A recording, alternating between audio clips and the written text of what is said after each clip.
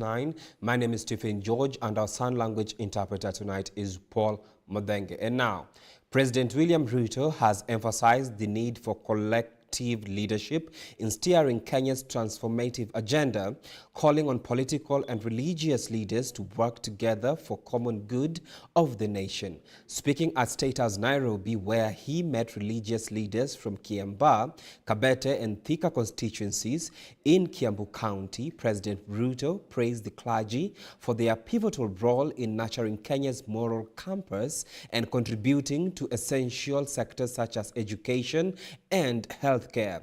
The meeting comes amid ongoing efforts by the government to enhance collaboration with various stakeholders in driving the bottom-up economic transformation agenda, with faith-based organizations identified as key partners in community development and social cohesion.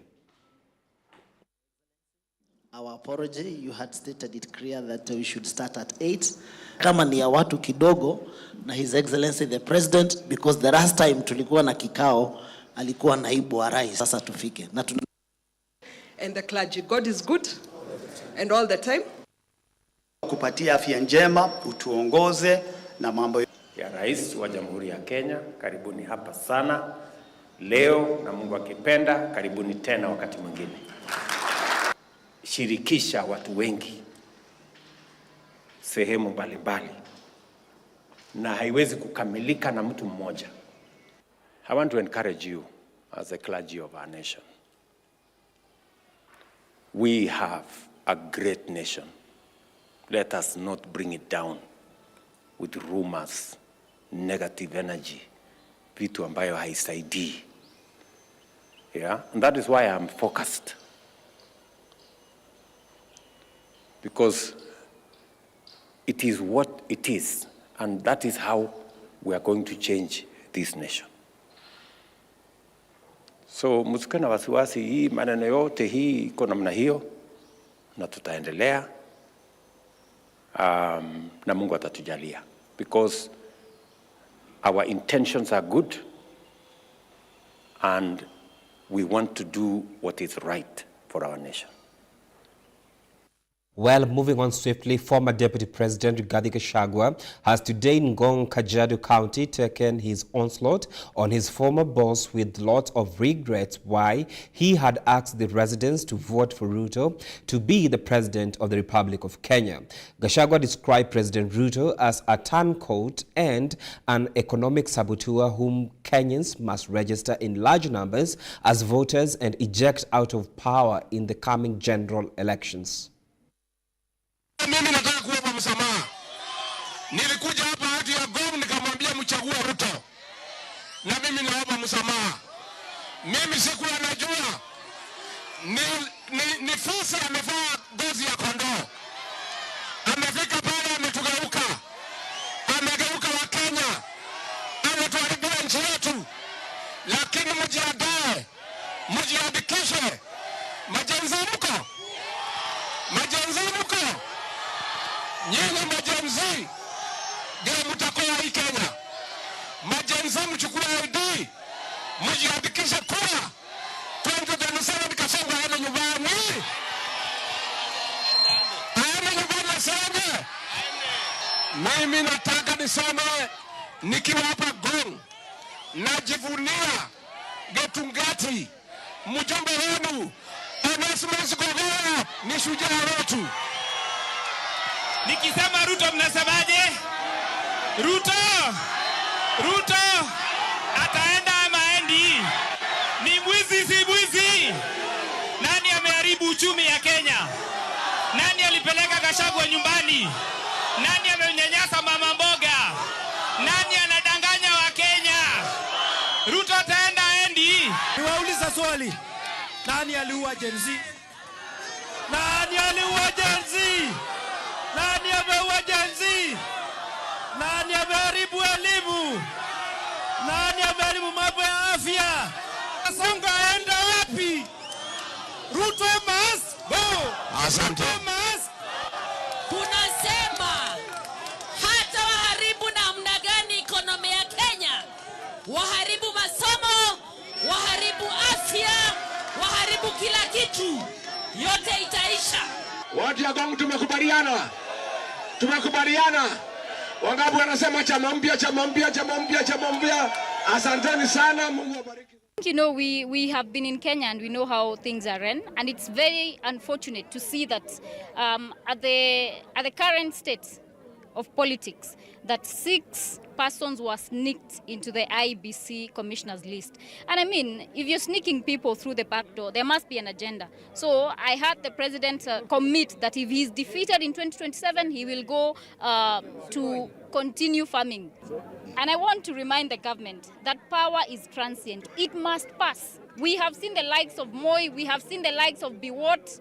Power must pass, and absolutely it remains with the Kenyan people, and they will vote in 2027 to decide who will be the next president of this nation and which government they want to work for them. Niseme ya kwamba wale makomishina wale 6 waliongezwa katika mlango wa nyuma katika jopo linapotafuta watakao kuwa ni makomishona katika IBC, kwamba ni jambo ambalo tayari inaonyesha ya kwamba kuna njama ya kuja kuhujumu maoni ya wananchi ninapofika mwaka 2027, kwa sababu kama kuna watu ambao walikuwa wametuma barua za kupewa kazi, walituma na wakaitwa kufanywa interview, wale ndo walikuwa nafaa kupewa nafasi kipatikana, lakini kuongezea watu wengine juu watu 6 wakati wale wengine washafanywa interview na ni kinyume ya sheria, ni kuonyesha kwamba pale 2027 tunapofika kutakuwa na issue. Lakini ningewaambia namna hii, haijalishi ni nani yako pale katika mmetaweka pale katika hawe ndio mwenyekiti ama commissioner IBC.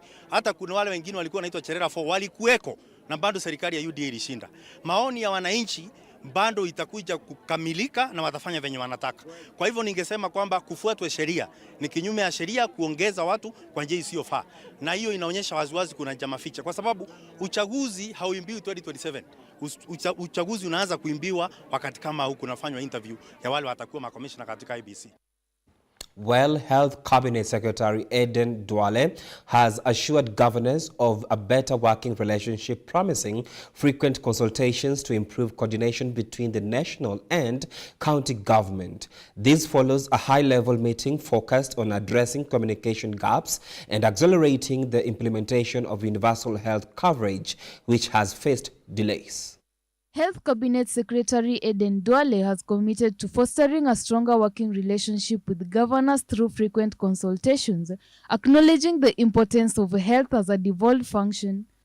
I want to assure the people of Kenya that the universal health coverage, the Taifa Care rollout, is in progress, and for the Ministry of Health programs to succeed and to secure the health well-being of our citizens, our collaboration, our commitment, our partnership with the Council of Governors and the 47 county governments, health CECs is paramount. Following a high-level consultative meeting with the governors, Duale emphasized the need for better communication and prompt actions on agreement, particularly in relation to the Universal Health Coverage Initiative, which he noted is still lagging behind. The 4-hour meeting aimed to address priority issues within the health sector, including the absorption of the Universal Health Coverage staff employed during the COVID-19 era, with governors voicing concerns over their poor pay and uncertain employment status. Governors led by Tharaka Nithi Governor Muthomi Njuki called for the national government to prioritize the absorption of UHC staff and ensure fair compensation. The biggest ask for us at county governments is that first, these staff are paid at a rate that is not in any SRC policy. They are paid a salary that looks more or less like a stipend, because there's no way they can be in a different job group with their colleagues who were employed conventionally when they attended the same college. If a nurse is in a certain job group and the UHC nurse is being paid like an intern, then there's a problem there. And therefore, what we need is for the ministry to release this staff to the counties, but not only release the staff, they also need to ensure that they provide the requisite funds or resources to make sure that these staff can be paid or remunerated at the rate that their colleagues are being remunerated at. There was also a consensus on the need for a unified payroll system for community health promoters to streamline payments through county structures. Additionally, Wajir Governor Ahmed Abdullahi proposed a headcount to eliminate ghost workers and urged the timely release of resources associated with the UHC staff before their secondment to counties. Counties undertake a headcount of the universal health coverage workers, UHC workers, to enhance accountability. Further, the national government to transfer resources for UHC workers at the SRC, the Salaries and Remuneration Commission approved salary scales to the counties. Council of Governors Vice Chairperson Mutahi Kahiga also urged President William Ruto to allow the Health Cabinet Secretary Duale time to adapt and lead in the push for effective UHC implementation. My plead is to the President. President William Ruto, kindly let this minister stay here. There is too much movement and we are in the critical stage of implementation of UHC. Let's give him some time to acclimatize and to be able to push this program for the sake of Kenyans and for us within the counties who know that this constant change sometimes becomes detrimental. Teresa Tiengo, GBS News. The Parliamentary Committee on Appointments has today vetted the two nominees whose names were submitted to the National Assembly for vetting. The two leaders include Godfrey Ruku, appointed to the Public Service, and Hannah Cheptumo, appointed to the head of Gender, Culture, Arts and Heritage Ministry. The two appeared before the committee in the National Assembly, as Davis Karani reports. Welcome to this Committee of Parliament. The Committee on Appointments, chaired by the Speaker. It is a very significant session that cannot be skipped by any nominee appointed by the President to the Cabinet, as this session helps to gauge the intellectual capacity of an individual to handle the national affairs. I, Geoffrey Kariuki Kiringa Ruko, do swear that the evidence I shall give before this committee on the matters under its consideration shall be the truth, the whole truth, nothing but the truth. So help me God. And today, Honorable Geoffrey Ruku, an MP from Mbeere North constituency, and Honorable Hannah Cheptumo face the hot seat during the vetting process in the National Assembly. Have you defrauded anybody, whether on rent or on any other matter? Because the matter touches on your integrity as a public officer. I can confirm I have not defaulted or defrauded anybody on matters rent or matters concerning private business or private engagement. And on the issue of gender-based violence, Honorable Hannah Cheptumo stated on providing a solution that will work for Kenyans according to her, and her solution was: gender-based violence is violence that is meted on either gender. So, to be able to cure this vice that is in the community, we have to engage community leaders. Honorable Ruku is a man with a total number of 377 million shillings net worth, according to the report that he shared to the National Assembly. Land and buildings, about 40 million. Family residence, 60 million. SACCO and savings, 15 million. Share from private company, 250 million.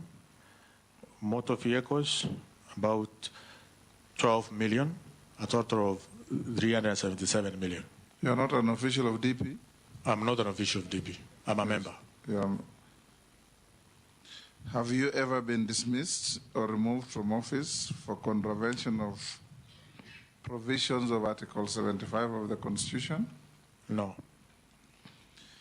We have received your documents, have been cross-checked with what we have and have been found in order. Davis Karani, GBS News, Nairobi. We are taking a short break. Keep your feedback streaming into our social media platform, GBS TV Africa. The SMS line is 244. We'll be right back. My name is Tracy Otonde. I'm Miss County Nairobi, and I'm also Miss Embakasi East. Modeling is an art by virtue of the model and by virtue of the designers. That's if we look at modeling in terms of pageantry, you're showcasing yourself. You yourself is a work of art. You're a work of art, and you're showcasing everything that's in you and within you. And by virtue of the designer is because you keep showcasing the attires that they're made for you, and you have to look the part for you to be able to showcase what the designer was picturing. So yeah, modeling is an art.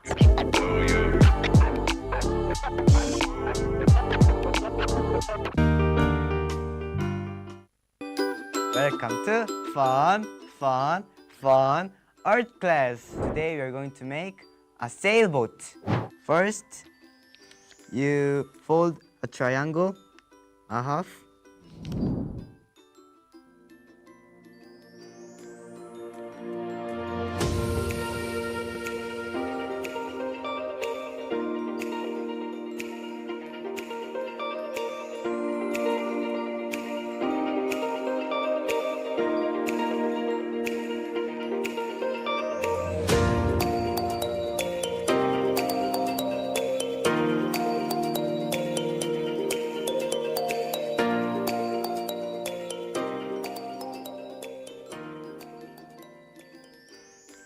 Friends, today we made a sailboat.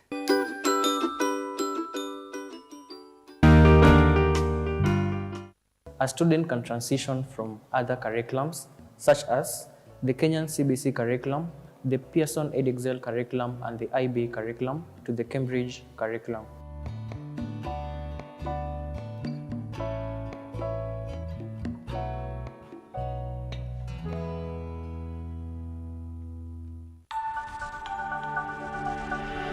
Everywhere, GBS.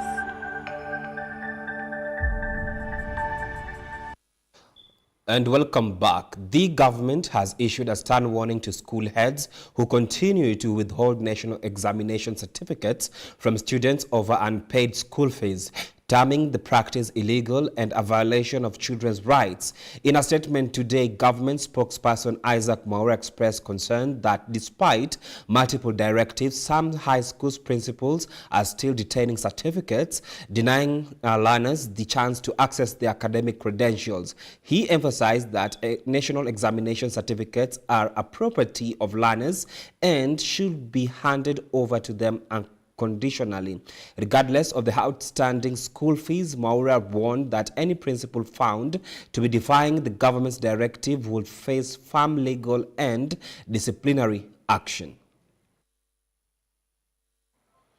Now to our next story, the Kenya Medical Practitioners, Pharmacists and Dentist Union has issued a strike threat in Trans Nzoia County, highlighting the ongoing health sector crisis. The union's grievances include delayed salaries, lack of comprehensive medical insurance for health workers, and an implemented collective bargaining agreement. These issues have severely impacted service delivery in the county's healthcare system. Trans Nzoia's health sector has faced prolonged challenges, including understaffing, poor work conditions, and inadequate infrastructure. Only 470 nurses serve 84 health facilities in the county, far below the World Health Organization's recommended staffing levels. This has led to burnout among healthcare workers and high maternal and neonatal mortality rates. Additionally, many nurses have left their positions due to toxic work environment and lack of career progression.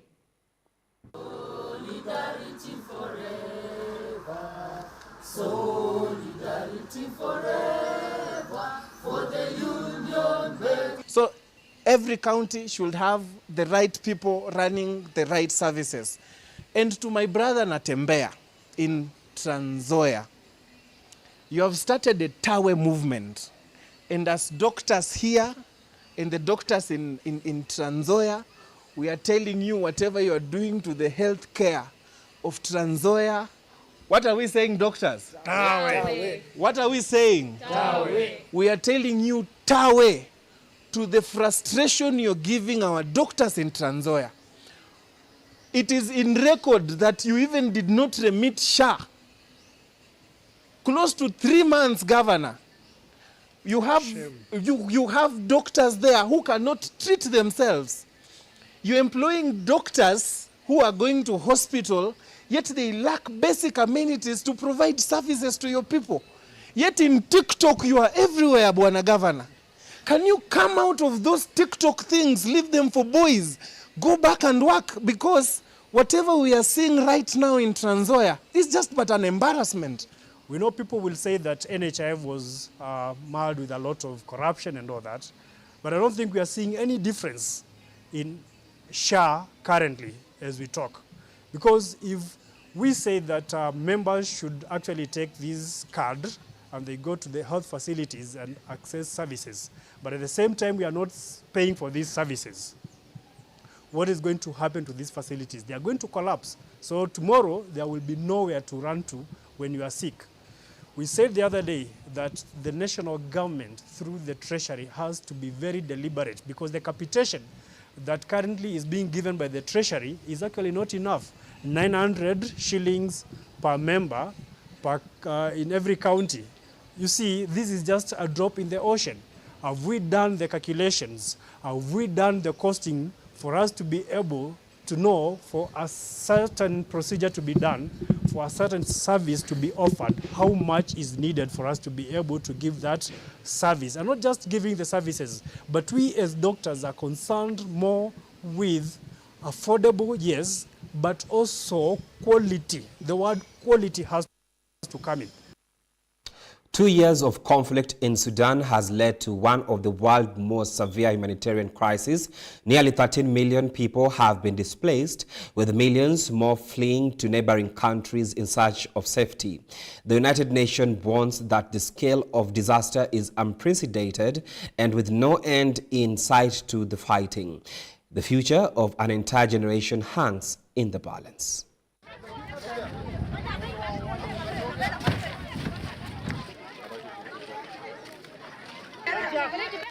The humanitarian crisis in Sudan is becoming more dire with each passing day. The war, which erupted 2 years ago, has left millions of Sudanese people in desperate need of aid. The United Nations describes the situation as a perfect storm of brutal human rights violation, mass displacement, and severe hunger.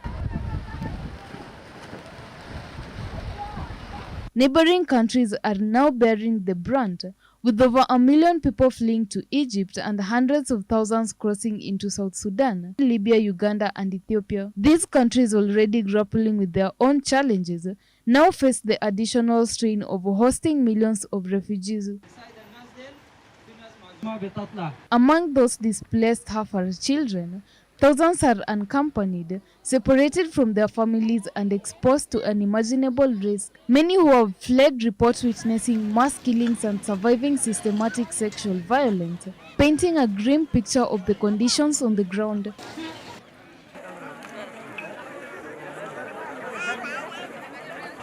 With communities shattered and essential infrastructure in ruins, the humanitarian need is urgent, yet aid remains far from sufficient, and millions are left vulnerable without shelter, food, or basic medical care. As the war goes on, the call for international attention and meaningful action grows even more critical.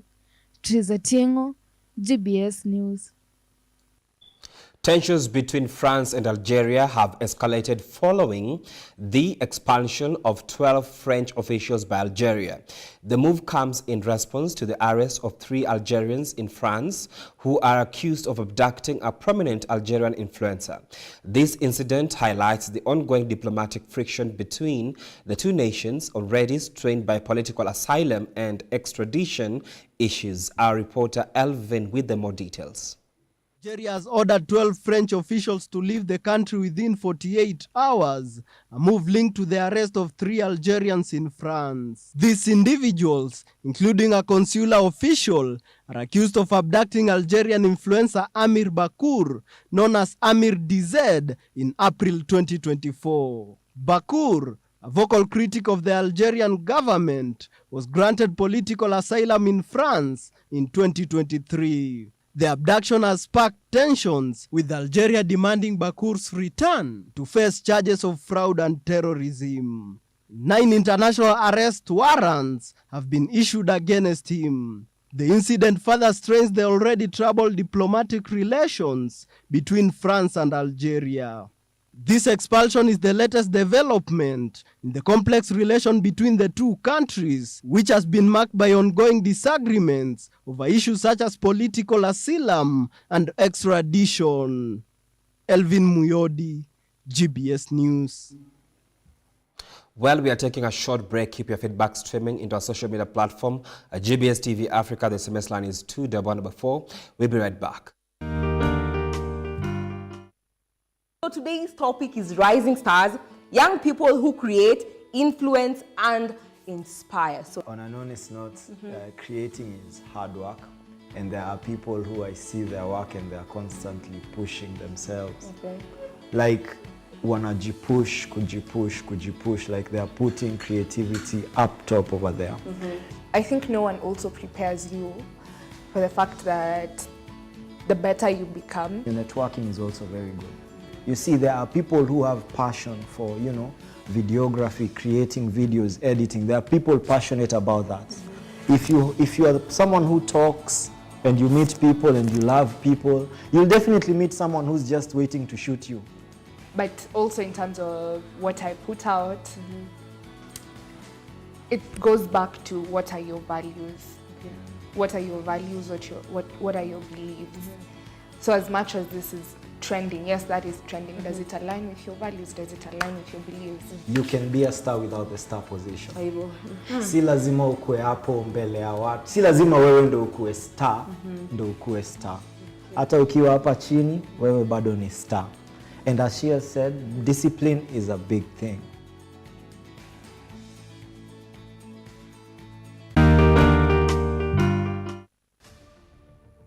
Anza wiki yako kwa njia sahihi kwa GBS Jumatatu.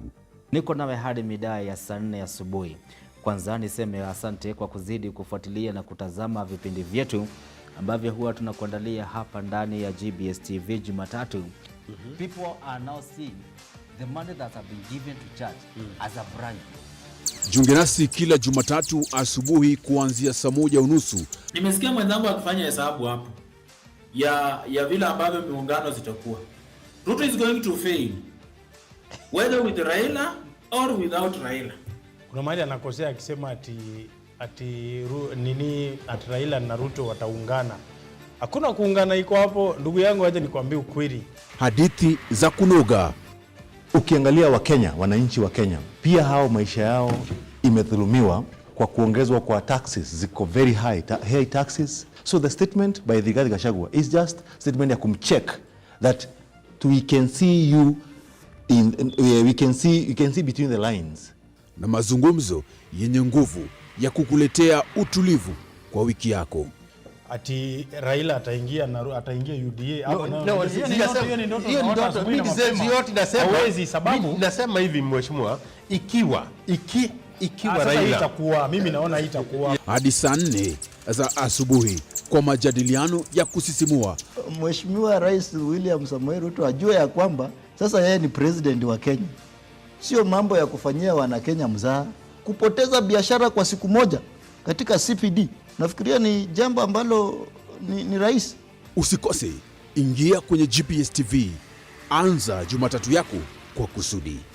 If the government does not spend, my brother, hakuna maendeleo inaonekana, hakuna barabara zinatengenezwa, hakuna dawa kwa hospitali, my friend, economies will not grow. Tuonane panapo majaliwa yake Mwenyezi Mungu. GBS Jumatatu, palipo mjadala wa leo na mwelekeo wa kesho. Everywhere, GBS. And welcome back. Beijing warns Britain against politicizing and unfolding spat over the future of Chinese-owned British steel after legislation was approved to prevent the shutdown of the last British factory that can make steel from scratch. The move came after owners said it was no longer financially viable to keep the furnaces burning. It is hoped that the British government will, avoiding politicizing trade cooperation or linking it to security issues.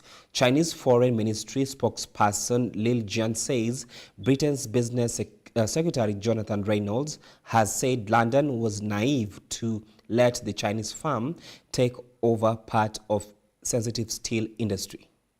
基于市场化的原则，同英方开展了合作。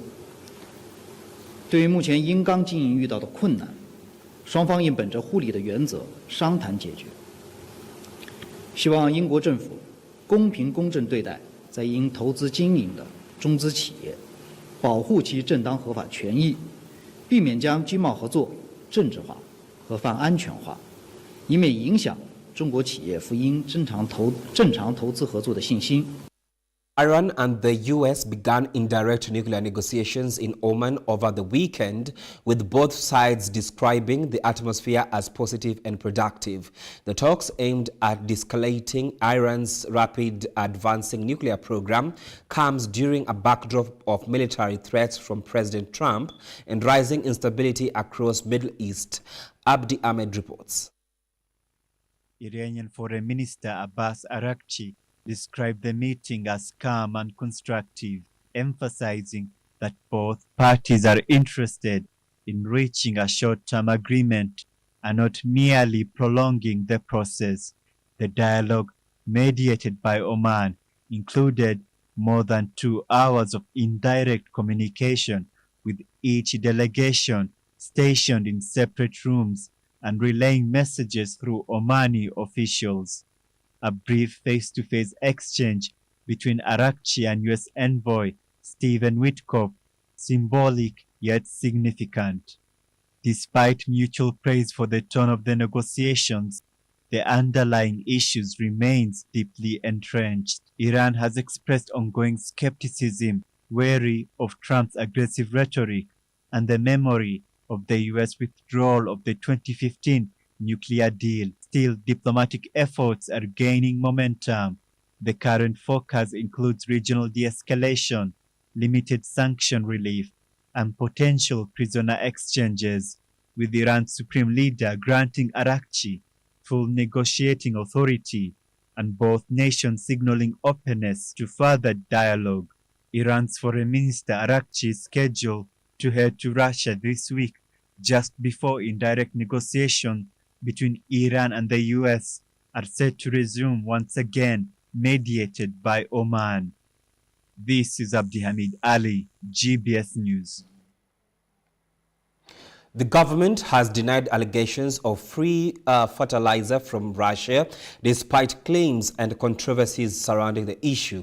Reports suggest that Russia donated approximately 34,000 to 40,000 metric tons of fertilizer to Kenya during the Russia-Africa Summit in 2023. Russian President Putin stated that the fertilizer was intended to be distributed to farmers for free. However, critics, including former Deputy President Rigathi Gachagua and opposition leader Raila Odinga, have accused the government of rebranding and selling the donated fertilizer at subsidized rates instead of distributing it for free. The government clarified that the donated fertilizer consisted of raw materials unsuitable for direct use by farmers. These materials were blended into crop-specific fertilizers and distributed under National Fertilizer Subsidy Program. The blending process involved additional cost for raw materials, micronutrients, granulation, and transportation, which were paid to local manufacturers. So, for anybody to say we got free fertilizers, donated and we sold, you know, as a Ministry of Agriculture, we want to say that that is the fact. We didn't get fertilizer first of all. It was a component for making fertilizer. That is a fact. And if we are again to be given the same border or substances for making fertilizer, we will still repeat the same. We'll tender, we look for a manufacturer to use the same component to manufacture fertilizers. So if we made mistake, we are ready to go to jail. Give us the jail number. Don't take us through the process of saying we need to go to court. We are as guilty as charged if you think that is a mistake we made. If we get another one, we'll still repeat. A Russian missile strike in the northeastern Ukrainian city of Sumy has killed 34 civilians. The attack happened during Palm Sunday. Russia claimed the attack was due to the Ukrainian armed forces conducting an operational meeting in the city. The missile attack has caused a global outrage and renewed calls for accountability. Here's more on the story. Russia has conducted one of its deadliest missile attacks of the year in Ukraine, in the city of Sumy, killing 34 civilians and injuring 117 people.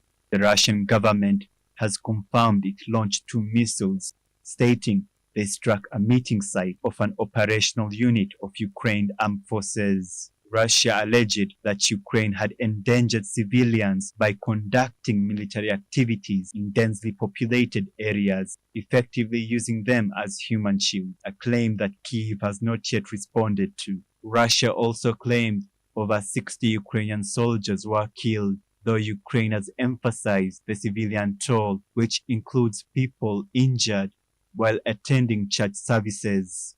The international reaction has been swift, with leaders from UK, Germany, and Italy denouncing the attack. Ukrainian President Volodymyr Zelensky called for a firm global response, condemning Russia for taking innocent lives on the holy day of Palm Sunday. Overnight Russian attacks on Ukraine's Zaporizhzhia region has left at least 8 people injured and caused widespread damage, including a fire at a petrol station triggered by a drone strike. Local authorities say residential area bore the brunt of the assault, marking another night of terror for civilians in southeastern Ukraine. The Kremlin, for its part, denied any wrongdoing and reiterated that its military only targets legitimate military objectives. Yet, as the war grinds on, strikes like this one blur the line between battlefield and community, leaving civilians to bear the brunt and raising urgent questions about the cost of war in human lives. This is Abdi Hamid Ali, GBS News. U.S. President Donald Trump has today welcomed El Salvador's President Nayib Bukele, praising their partnership under which the U.S. has deported dozens of individuals to the Central American country. On Sunday, U.S. Secretary of State Marco Rubio confirmed another 10 alleged gang members were deported, despite ongoing legal challenges. The suspects are linked to MS-13 and Tren de Aragua, are both labeled foreign terrorist organizations by Trump. One high-profile case involves Kilmar Abrigo Garcia, who was mistakenly deported. While the administration acknowledges it was an administrative error, it still claims he is an MS-13 member, an allegation his lawyer denies. The U.S. Supreme Court has ruled the administration should facilitate Mr. Abrigo Garcia's return, but Trump's legal team argues it's a foreign policy issue beyond the court's reach. Trump said last week, if the Supreme Court said, bring somebody back, I will do that. Officials have been ordered to provide daily updates on efforts to return Mr. Abrigo Garcia. Since Trump's return to the office in January, relations with Bukele have strengthened, especially as El Salvador continues to accept U.S. deportees, supporting Trump's mass deportation agenda.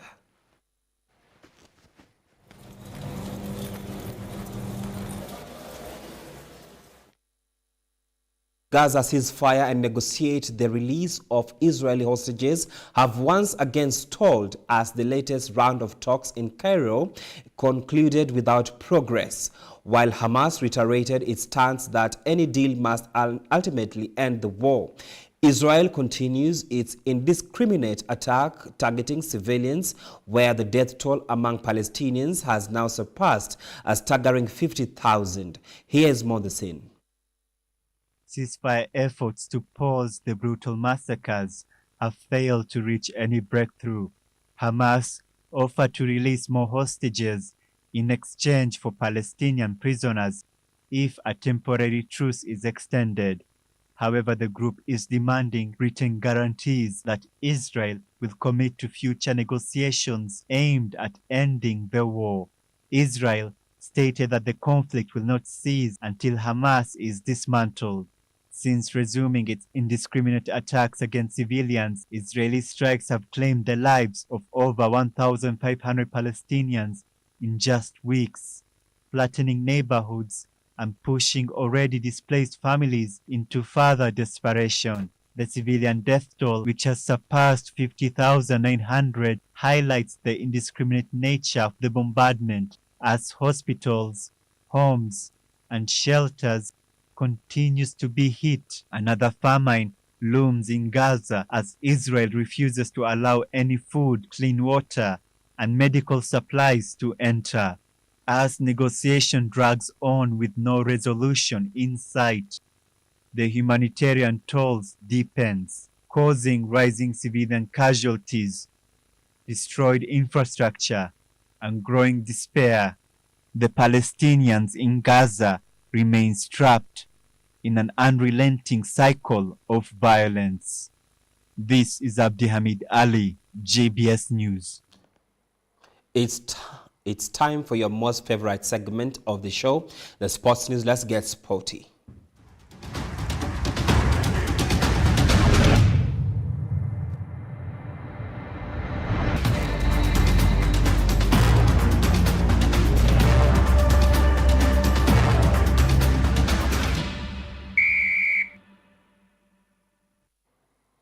Botswana's sprint sensation Letsile Tebogo made a powerful statement at FNB Golden Prix in Gaborone, thrilling a packed stadium with a dominant 200-meter victory.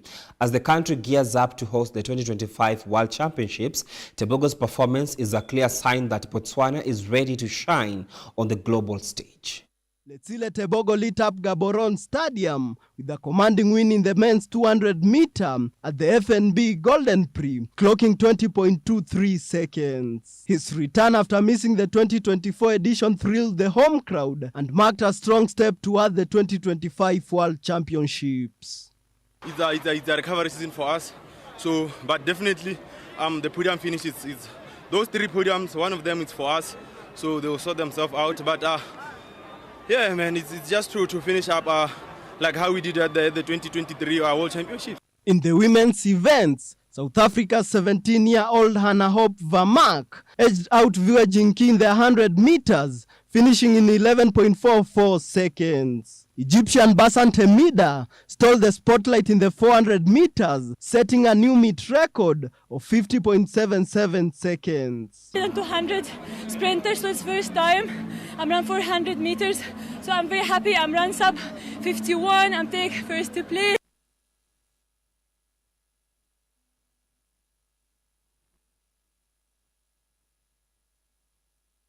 Well, we have come to the end of the news bulletin. It is always a pleasure having you on board. Let's do this again, same time, same channel. My name is Stephen George, and our sign language interpreter has been Paul Madenge. Good.